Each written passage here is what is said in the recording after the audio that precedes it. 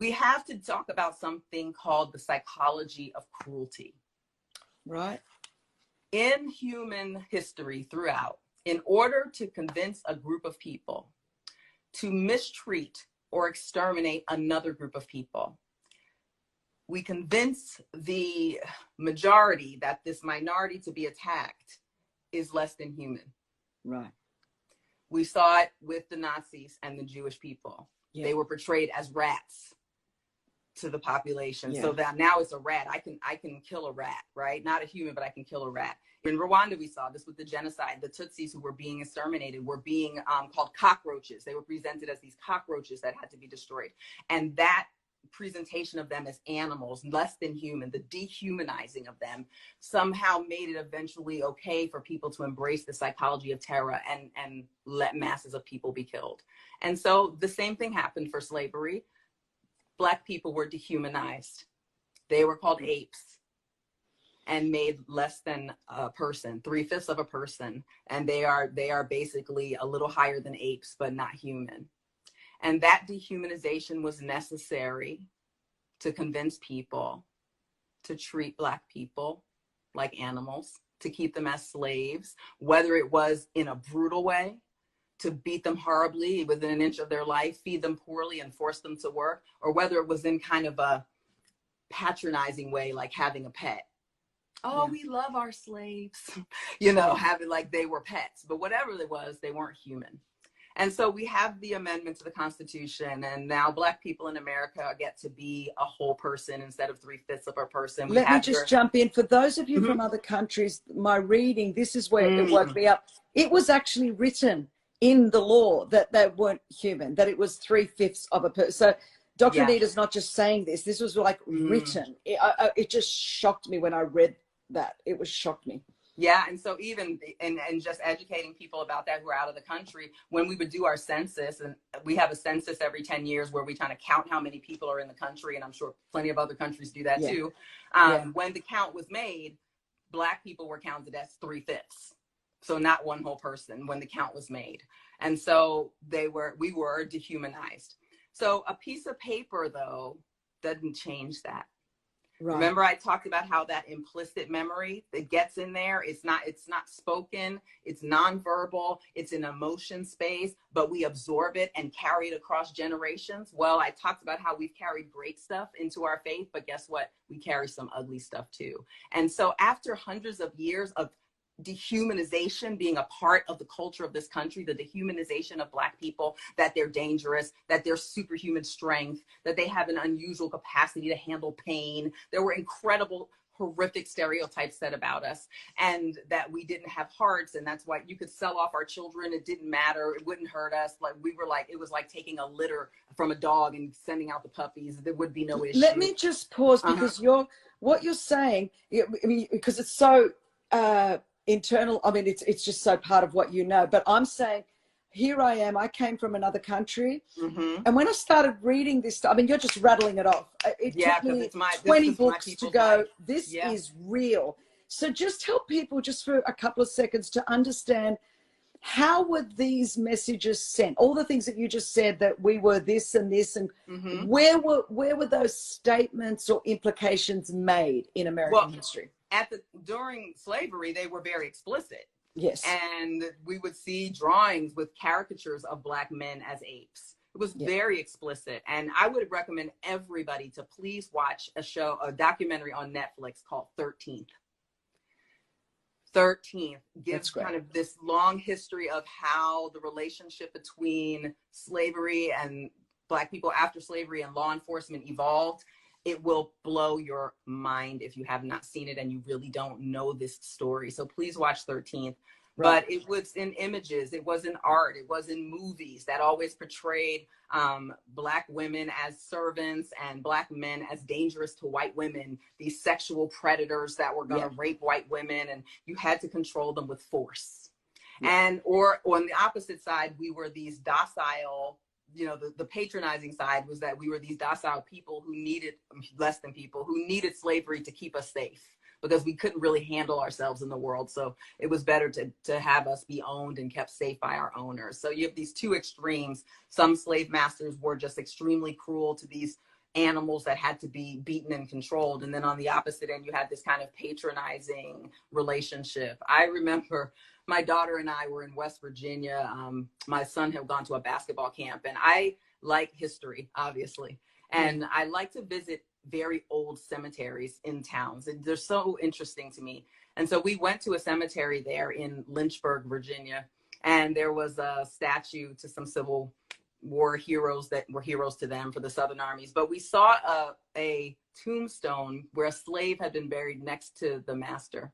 And the family who owned the slave had carved into their tombstone that this was their beloved slave who they wanted to be buried next to them.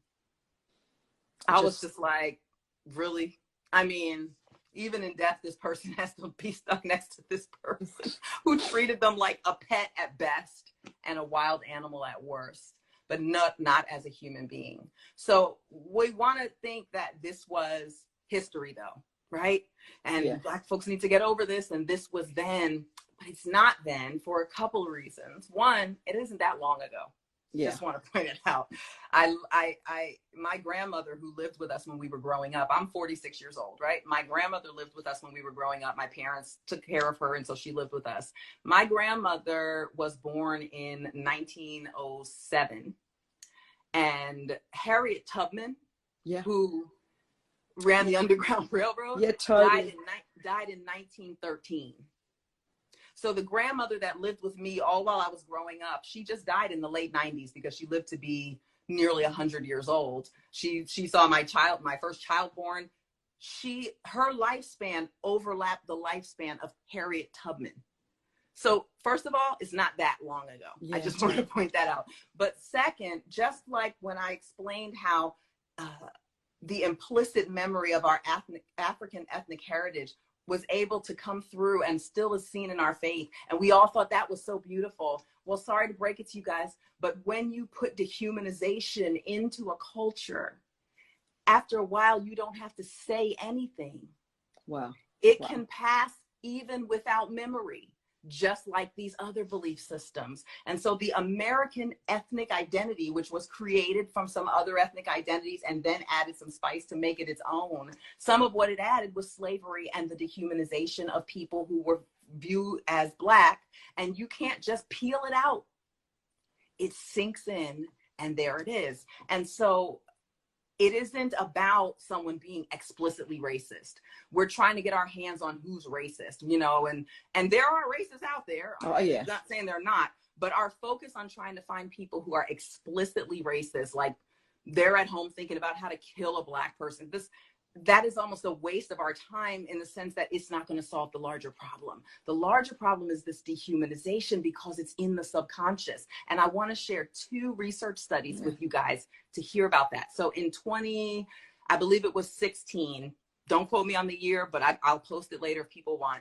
There was a study done on how Black children were viewed as compared to white children, specifically Black boys. They wanted to see if the innocence that is attributed to children was attributed equally to Black boys. And it turned out that it was not. And what they did was they had some police officers look at pictures of Black boys and white boys and explain and guess how old they were. And consistently, the police officers overestimated the age of the Black boys by about 4.5 years. Wow. That means I would see a 15-year-old and think they were almost 20. Right. That's a very different response that you should have as an officer to a 15-year-old than an almost 20-year-old. Yeah. But if this officer is looking at a Black boy and overestimating his age, then they're going to overestimate applications of force. It gets a little worse, a lot worse. When they primed the officers with images of animals, specifically an ape and a cat, and after letting them see the ape, they would then be asked to estimate the age of the boys. They overestimated it even more. Gosh. But they underestimated the age of the white boy at the same time. So the white children remain innocent for so long, while Black children are already losing their innocence in childhood through these eyes because they're seen as being older. When they prime them with the cat, like show the cat, then ask the question, the cat had no effect. but the ape did. Wow. So here we are in 2016 and can still use a picture of an ape to bring up a not conscious, but very present association with a Black boy. And for the officers who overestimated the age of the boys after the priming with the ape, they were able to correlate it directly with violence towards Black children in their work. Whoa. So that's real. But I'm going to give you something else, because what I don't want to do, I'm not here to bash the police. Okay? I'm not here to bash the police. But something is going on. And we need people to believe that. Right. Something is going on. But while we will find police officers who are explicitly racist, we know from their text messages, from their Facebook posts that they're explicitly racist, we will find more often, we're going to find them not explicitly racist, but this dehumanization is soaked into the worldview. And unless it's primed in an experiment, we can't find it. But I tell you who knows it's there. Us. We know it's there. And so we are screaming into this vacuum where no one's hearing us. And then when a video comes out, it's like, well, we don't know if they were individually racist and, you know, all these questions. And we're just, ask the people who are dying, why wouldn't you trust us? But before I go there, I want to say this. There was another study done around the same time. I think they were about 2 years apart. One was 2014, one was 2016. But the other study tested preschool teachers. Mm-hmm. So they recruited 135 preschool teachers at a conference for teachers.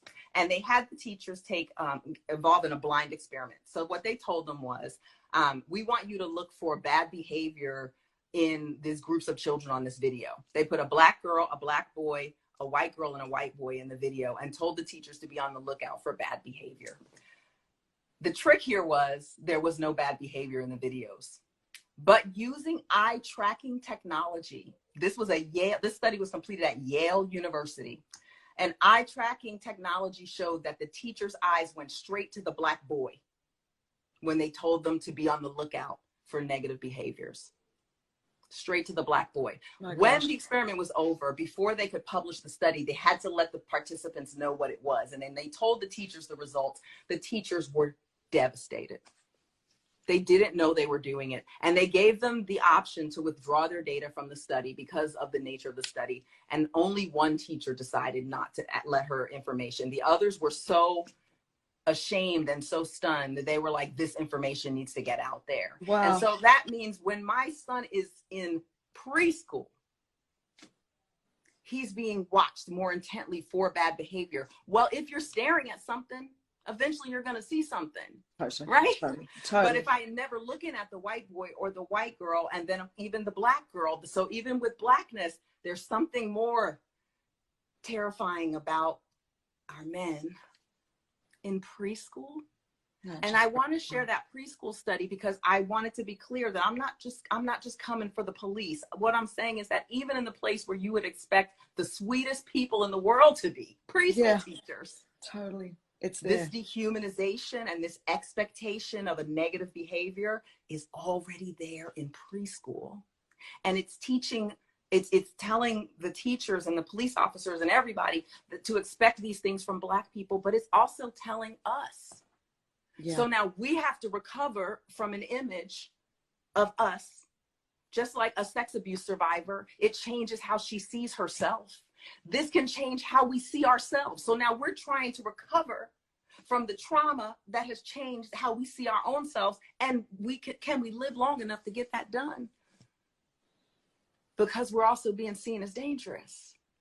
Right. And so when we talk about preschool, that's horrifying because we're shaping it from scratch. But when we talk about people who have the authority and the means to kill, this is dangerous. For sure. So I'm not saying that it's limited to police officers. It's not racism. It's not discrimination. It's dehumanization. And we've got to get our hands on that.